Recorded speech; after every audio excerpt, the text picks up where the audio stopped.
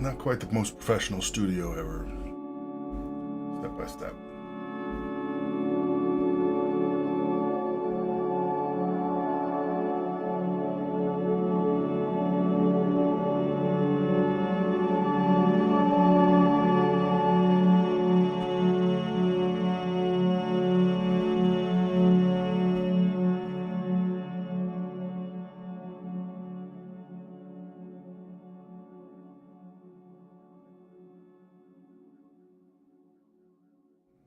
Get to the end of the video this time.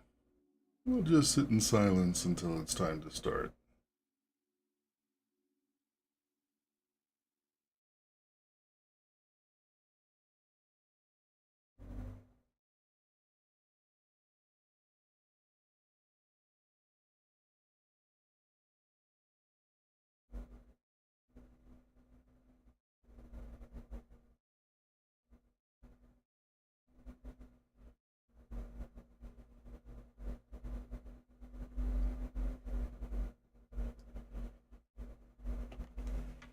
Okay, pop quiz. Aside from being incredibly dark, what do all of these diamond grids have in common? The answer in the back of the book is that each one is alone in the universe. And it's because the hard cell 3 grid, the matrix, is fragile. And the diamond is gathered around one root, and if another one comes in and they interact, that's bad. So I did some work on it this week.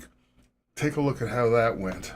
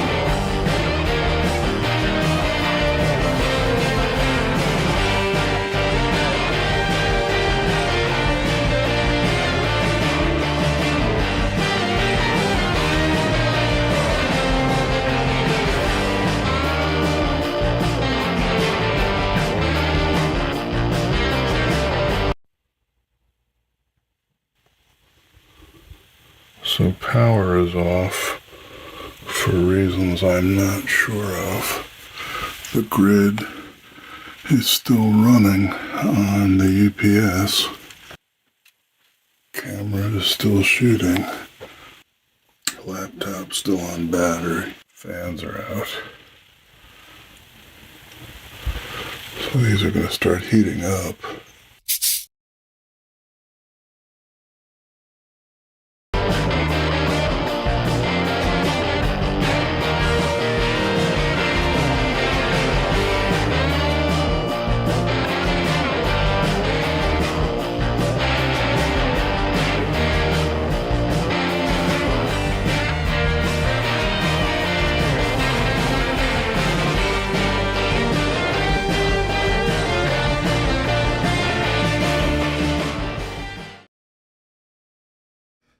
Oh man. So why does it matter that we have multiple cells on it? Because remind ourselves of the master plan. Even if we start out with only one diamond grid in the universe, the whole point of this process is we end up with two. So we've got to have some way that when we've got multiple ones that they can avoid crashing into each other, avoid interfering. So that's what I was trying to work on with the border foam. I went through several iterations of it. We saw 3 of them there. The one that actually got killed by the power outage, the UPS ran out of juice and the grid died. That one actually hadn't messed up, but these things are messing up all over the place because it's hard. Making a cell membrane, a cell wall is hard. It's got a bunch of different, often conflicting categories, properties that we want it to have. And I came across this, this is a 3D electron microscope or something. I don't even know how they do this, of an actual cell membrane. It's super tiny. Those little balls over there are the caveoli, the little holes. This raspberry strawberry thing in the middle is the clathrin cage. That's a bunch of molecules that are put together just for the purpose of transporting something else through the membrane. It's unbelievably complicated because it's got to do, on the one hand, it has to resist outside stuff, but on the other hand, it has to be open to allow influences to come in selectively. And in the case of the T2 tile, the whole thing has to move as well. So we can do it. And, all right, so I started working on it, and it's still got a few bugs in the system. So this is the title card for this update.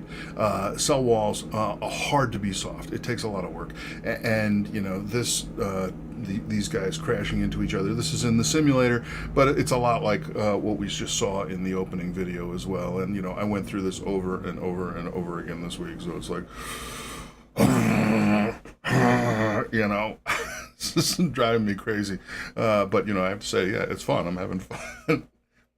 But it is progress. All right. So the Artificial Life Development Challenge, I had been expressing it in terms of days. It was 180 days when it started, but I've now re-expressed it in terms of T2sday updates like this one. And when you work out the dates, this is T-10.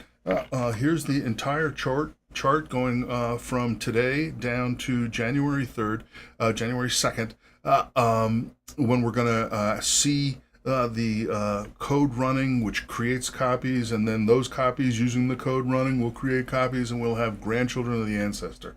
So what we were seeing today, well, what we will see, we'll see some stuff about the loops.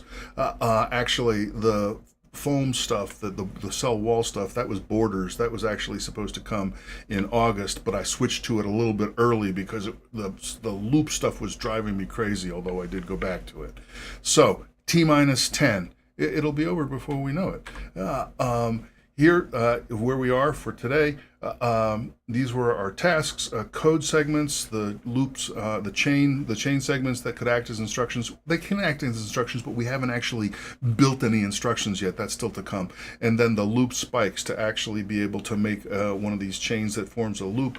That was the subject I spent a ton of time on. The SFI review, I made some progress, but I still didn't ship it. That is now priority number 1 going forward. Have some fun. Depending on how you define fun, I guess I did okay. So, to remind us, the whole thing about loops, that was supposed to be on it here. So what is it? The idea is, a loop laid out in space so that we can do loopy things with it. How are we going to do it? We're going to use it by having special atoms that are going to represent the segments, the links of the loop, that are going to be laid out, not actually a circle, just any kind of closed path in the pockets of the HC3 matrix. And why are we doing this? Well, many purposes, but the main one I like is, to represent a loop in programming. In programming, when we learn how to do programming, it's always, you go step by step. And sequential programming is really valuable, really powerful, because, each step takes place at the same place. We get to use the same hardware over and over. Now I'm doing this, now I'm doing this. And if we can actually complete it in a loop and have something that comes out of it, then we can multiply our gains by just running the loop over and over again and stacking up the results. How are we going to do it in the T2 tile project? We're going to have a single seed, a seed loop is what I'm calling it at the moment, that's going to pop out and make the minimal loop, which in our case is 2 atoms that are both upstream and downstream of each other. So they're up and the down from this guy points that way, the up and down for the other one point that way. So it's a little 2-atom loop, and one of those atoms is going to be this special thing saying, please grow the loop. And that's what I was working on. The reason it's a challenge is because, we have this big event window, 41 sites, that we can change everything all in one time. And that's great, but when we're doing it on the HC3 and we're saying neighboring pockets, 1 segment of the loop per pocket within the HC3 matrix, you can't do it all at once. You can't reach it all at once. You have to do multiple steps at it, and it got very complicated. Let's look at a quick demo in the simulator. Okay, so here we are. Let me see. I'm going to do a couple of things. I'm turning on the event tracking, which is particularly useful, and I'll make all right, there's a seed small diamond. So it takes a little while to actually grow the debugging setup because, step one, we have to let the HC3 grid expand and get out there and do stuff. So that's going to go. And here we've got the seed is still there. It's basically waiting on a timer, counting events until it gets to 25 or something like that. And it's going to pop out. All right. So now it popped out a seed loop, which is just wandering around, and the seed loop is very silly. It doesn't actually respect the pocket structure because I didn't code it to. But once it finds enough empty space, which should be quite quick. No, that's not it. There you go. All right, bam. So when it happened, it was all really quick. So this is the advantage of having the event tracing running, is that we can now go back in time and watch what happened. All right, so there it is. So the first thing that happens is, where is it? All right, there we go. So the seed loop finally finds a fertile spot, and it pops out, and it makes a new grow in you. I hate naming classes like new or modern or anything like that because, of course, it goes wrong almost immediately. But I did it because this is like my fourth attempt since the last T2sday update to come at this in various different ways. So this is the new grow approach, and over here we've got one of the demos. This is actually the same class that what we were doing with the worms that were zooming all around in the other demos. But this one is special because it's going to try to build a box. And let's see what happens. Fine. All right. The demo moves around because that's what demos do. Okay, so now the new grow is going to get an event, and it pops out a new corner. So what it's going to do, it's going to go from here over to here, down to here, and then come back to here and try to hook up that entire chain. And it might not to, something could be, there could be things clogging it up, but in this case it actually worked because we've already seen it. So eventually the demo diffuses around some more, the new grow diffuses around some more, all within their pocket.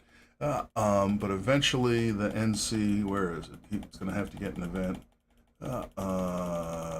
See, now the other thing, we have the HC3 grid is still growing out or all around us. Oh, this is getting boring. All right, there we go. I'll back it up. And all right, so there it is. So the corner gets an event, and it pops out a side, and that now gives us a path from the grow to the corner to the side and back to the demo where we can grow the loop. We can make it, we go from just 2 elements of the loop to 1, 2, 3, 4. We can add 2. And that's in fact what happens. So when the NS, when the new side gets an event, up there it was, it did it.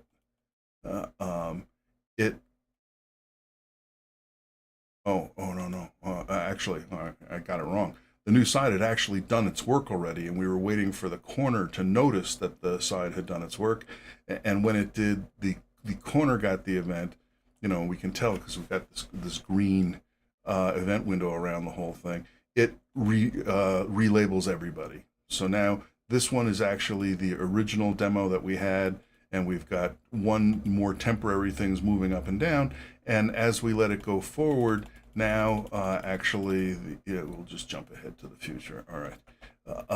So now, in fact, those are updating around and around in a circle in a little for loop. Yay. Now, there's a bunch of reasons why this is actually not going to work perfectly. A lot of robustness that isn't there. I'll go through it more in the live stream if anybody cares. So that's the progress. In other news, I have picked a first book to publish. I'm feeling pretty good about it. I'll talk about it a little bit when we're a little bit further down the road. But here's the teaser. I didn't write it. We'll see how that goes. Also, in the process of all of this code development lately, we've turned up some issues, some little bugs in Ulam 5. Elena has now fixed them. So we're going to push out a minor release, 5.0.1 or whatever the next one is. I don't care about the exact numbers. So that'll be coming up soon. And that's it. So the next update will be on August 2nd. The goals are, number one, get the chain loops to grow beyond 4 links. Right now it starts out as 2, grows to 4, and then can't go any further. We want to go any further. We want to build the cell wall to do better than having the ships crash in the middle of the night. I'd like to refresh the OBS workflow in particular because it's still taking me too much time to get this stuff set up, and I would like to be able to do more video clips and get in and out of them stuff. So it's just, I've learned a little bit about OBS at this point. I need to do some work to smooth everything out and indeed to have some fun. So I hope to see you next time. All right, and now I'm going to take a break and try to get the recording rendering, and then I'll come back, and if we want to play with the demo a little more, we could do that, or we could just hang out, or whatever it is. So thanks, folks, who came for the live stream. We've still got a few people here. Hey, thank you. I'm going to take maybe 5 to 10 minutes to get the rendering started, to be able to upload the 4K version of this thing, and then I'll be back.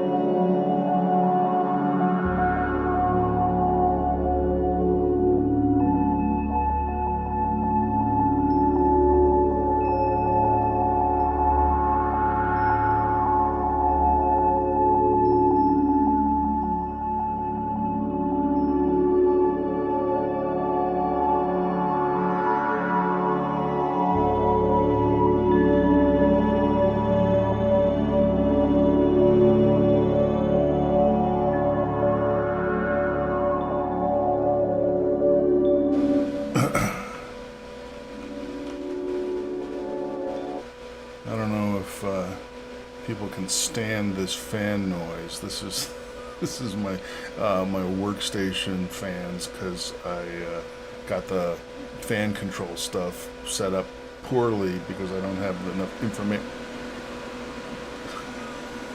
I should probably not bother to try to talk here.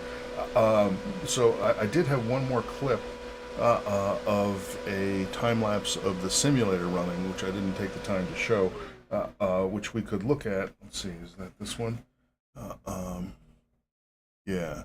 So this is foregoing, and you know. So the idea is, you know, this white stuff is the innermost layer of wall of foam. The blue stuff is sort of a middle thing. The green is outer. As I went through this, I sort of added more and more layers, but of course these things were just geniuses at figuring ways to crash into each other like ships in the night. Anyway, but you can see a lot of stuff going on here. So, you know, for example, right here, the grid, the HC grid, these are all red, and that's because it's up against the corner of the universe. So, and it's detecting that, even though the HC3s can't really see the corner of the universe. Well, some of them might be, because that might be within 4.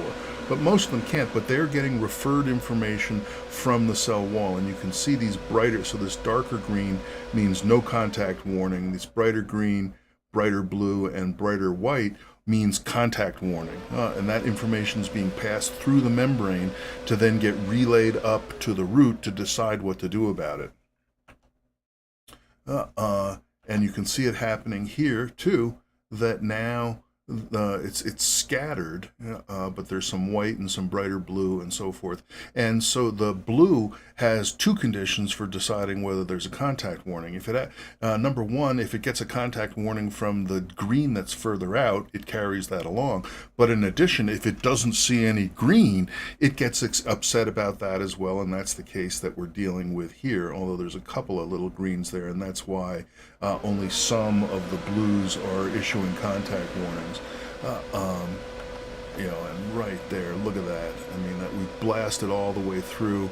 There's only a couple more atoms that to push through there before you'd be able to see, before the naked matrix would be able to see the other side, and then we get trouble. But it survives that one. That was another tiny close call up there. But they bounce around, and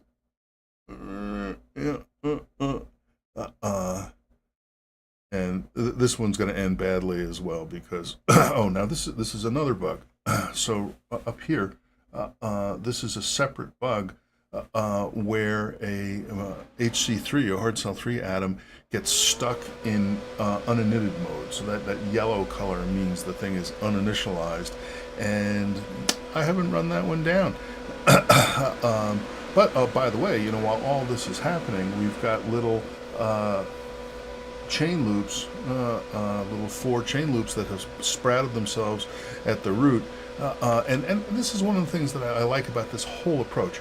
That, you know, so now, even though the matrix is grid is locked because it's messed up, it's got a bug, the stuff that's inside it is still going on. The loops are still looping themselves, and so on. So I'll take it.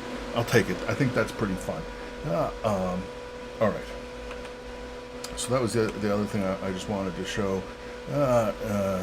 Yeah, it's really sad.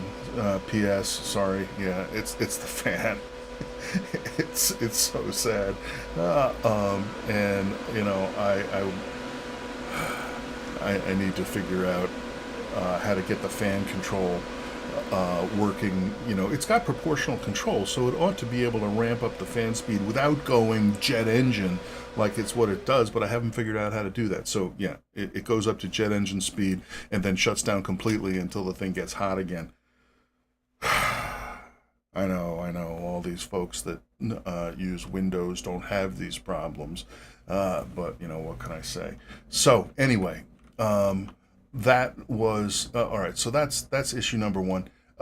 We could let this guy run a little while. This will for sure get the fans going again if we run the simulator, which, you know, makes what is that, 4 by 4, so that's 16 threads, one for each tile that it's going to end up using. Oh, I didn't get it over here. There it is. One for each of these gray boxes is a separate thread in the implementation. Oh, and here's a cool thing. So this is what we were looking at during the T2sday update, but it hasn't even finished assembling the cell wall yet. All of that stuff that we watched was happening while the thing was still constructing itself, and as it constructs itself, the peripheral matrix, the edge of the matrix, one of the things it does is it realizes, hey, I don't see any foam here. Is that what it's called? It's called foam, yeah. And then the blue stuff is called outer foam, O foam, and the stuff out of that is called defoam, and I don't even remember what the D is for. Dave, desperate, something like that. So the border, the matrix, the hard cell 3s that are on the edge, that they know it because they've reached their the up hops is 1 less than max hops, which is the criteria for stop growing. They will spawn some foam if they don't see it, and the foam will spawn O foam, the O foam will spawn D foam, so the thing just gradually fills itself out. But what I particularly think is funny about this is that, so here, for example, we've got some of the foam with none of the O foam. Well, in the normal state of things, if we get down to naked foam, that's very dangerous. And so you see these are all red here because they are issuing contact warnings that is really just because the cell is healing up. And the same thing's happening up here. We've got contact warnings coming in because we see foam that isn't seeing blue around it. Now, as the cell wall constructs itself, eventually those contact warnings should settle down, assuming we actually can. So there, yeah. Up here, there it goes. So we're sort of clearing them out. And once the matrix is fully grown, the thing actually works reasonably well, although it's kind of weird because there can be circumstances that I don't completely understand, which of course is embarrassing, but what the heck, there's nobody here but us chickens.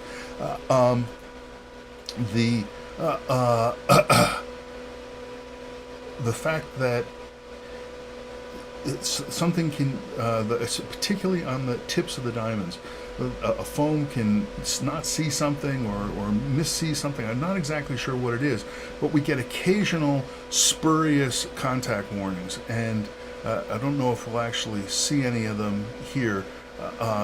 Sometimes it takes a while to get to them, but during the construction of the wall, build the wall, you get them a lot, and during when there is interference going on. I mean, if we we can let's just be mean.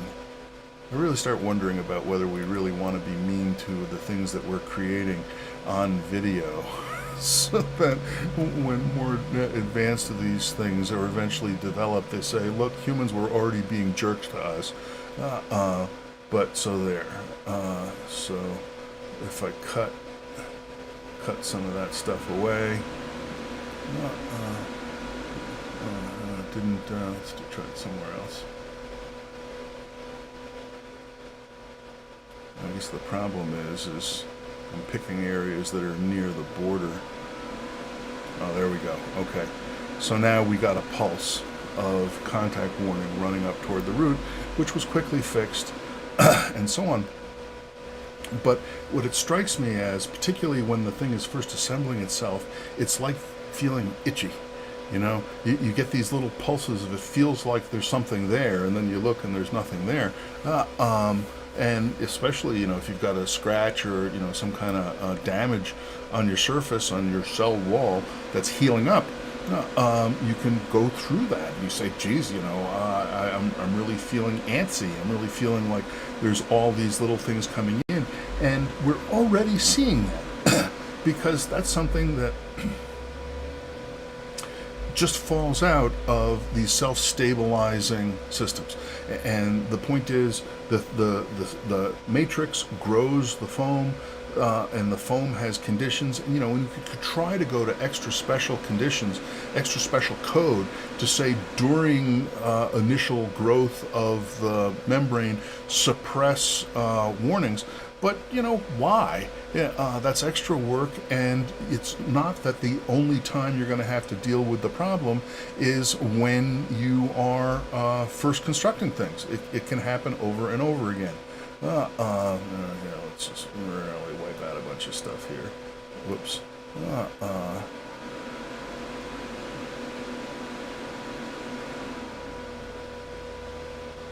It's kind of funny how the green stuff sometimes curves around and gets in there.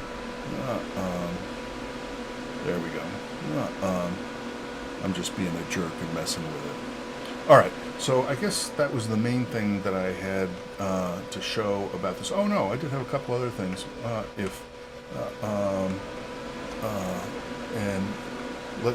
We can grow some more of these loops, and I can show you maybe a little bit more about why they're a pain.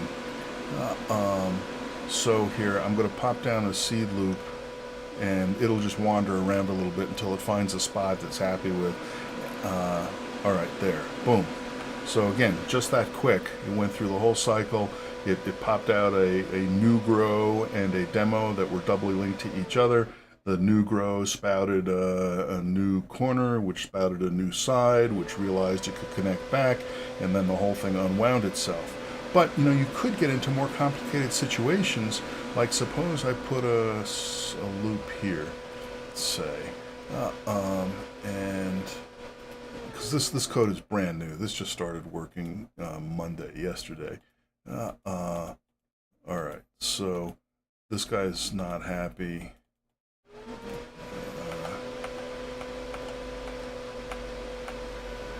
Oh well, part of the problem is the grid is bent here at the moment, so it's not going to actually do anything. Oh, but it got down to here. See what happens. It needs to find an empty pocket to start in. And now those are bent, so it won't start there. What's it going to do? Oh, now it's heading to the edge of the tile where it's going to get way fewer events. Now if it moves up, this pocket will no longer be... Alright, now this pocket's no longer bent, but chose not to do it. There we go. Okay. So now we've got the demo and the new grow, but look, if it tries to spawn in, well, and we'll see. I mean, the point of it is once you have a pair, a two loop, they make a line, a straight line one way or the other, up or down or over. But that still means there's two choices. You could try to extend it upwards like this, or you could try to extend it downwards, or if it's a vertical line, you could try to grow on the two sides. And the new grow has got code to try to go both ways. Try one way, and maybe it'll run into some occupied spot, so it can't grow a corner or a side, and then it will go on to try the other one. And only if it isn't able to do either will it actually fail and think it's got to do something else. See what happens here. All right, so it spawned upwards, and then that was okay, and so now we've got the corner. Well, we've got the side and the corner. I still haven't gotten how to do this backwards, and so now this thing is going to settle down, and they're just going to now loop until the cows come home. And again, all of this is being done while the grid is rattling around. So we get these areas of compression. We can turn off the event tracking, I guess, because I'm not going to go looking back at this point. But what the heck? Let's sprout a bunch more loops. See what happens. There's one. Have a loop. You get a loop. You get a loop. Everybody gets a loop. So we're actually doing all right. I don't know if all of those can work. So there's a lot of stuff that's not implemented here yet, and like I said, I just got the ability to get from 2 to 4 successfully going less than 24 hours ago. So there's a bunch of the failure cases aren't handled right yet, but still, after spending most of the first week after the last update trying to do this stuff and failing this way, failing the other way, I don't even know why it was so hard. I mean, I don't really know why. I mean, certainly part of it is because I'm trying to do it cleanly, and I just hate writing, cutting and pasting, repeating code, and I keep reorganizing, and then it gets so complicated I forget what I'm doing. I don't know. But, so I took the break and I went and worked on the cell wall stuff for 3 days, something like that, and then I came back and I got this thing going. So, whatever, I'll take it. That's progress. That's fun. And that's it. The rendering has still got 12 minutes on it according to Caden Live. So, all right, I'm going to shut the microphone off. I think, unless there's any questions or more stuff to do on the demo, I'm going to shut the microphone off because these fans are embarrassing, and I can turn on the air conditioning again.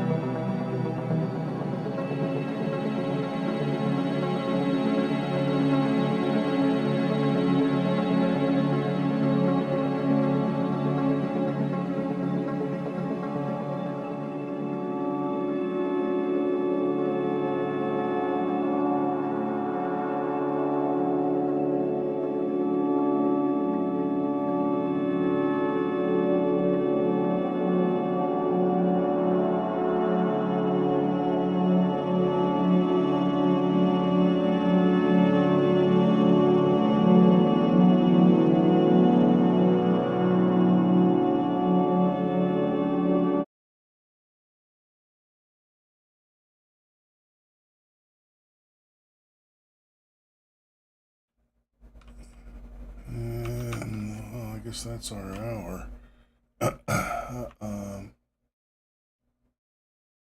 Is this working?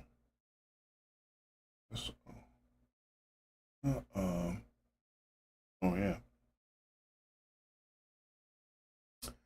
Well, folks, thanks so much for coming and for hanging out to chat. I enjoy that a lot. Uh, um, I know synchronous interaction is expensive in our modern era. So I appreciate it a lot for folks that manage to find the time.